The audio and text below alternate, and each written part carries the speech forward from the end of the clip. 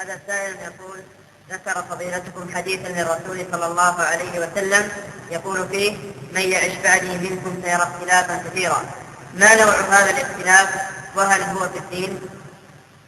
لا شك أن الاختلاف في الدين بدليل قوله في الحديث: فعليكم بسنة.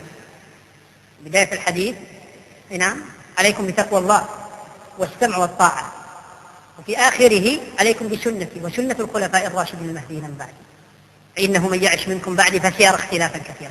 هذا دليل على أن الاختلاف إنما هو في الدين وقد وقع.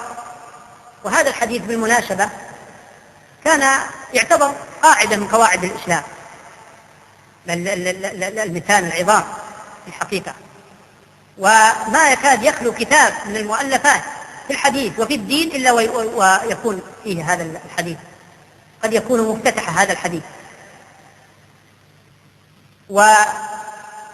والوعاظ يحفظونه وكل الناس تحفظه، قاعدة من قواعد الإسلام. وعندما كنت أدرس في كلية بل في المعهد الثانوي بالجامعة الإسلامية، صار أحد مشايخنا يكرر علينا أن هذا الحديث ضعيف، وأنه متكأ للمقلدة المتعصبة، وأنه أحد هذا في نفسي ولم أقتنع. فيسر الله بالسنة الرابعة أن أختاره لبحث اللسان، ولي فيه بحث، أسأل الله أن يسهل وييسر نشره.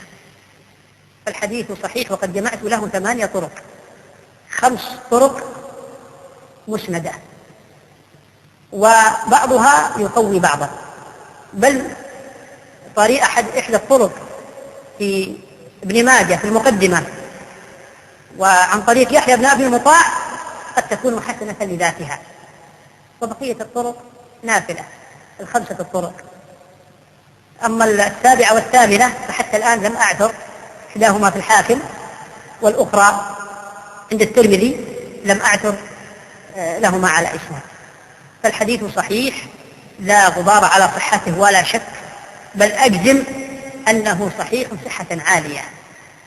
فلو قرأتم مثلا في جامع العلوم والحكم لابن رجب أو في غيره من الكتب ممن تكلموا على هذا الحديث، فلا يجوز أن يلتفت إلى أن هذا الحديث يعني ما قيل فيه من كلام يقدح فيه.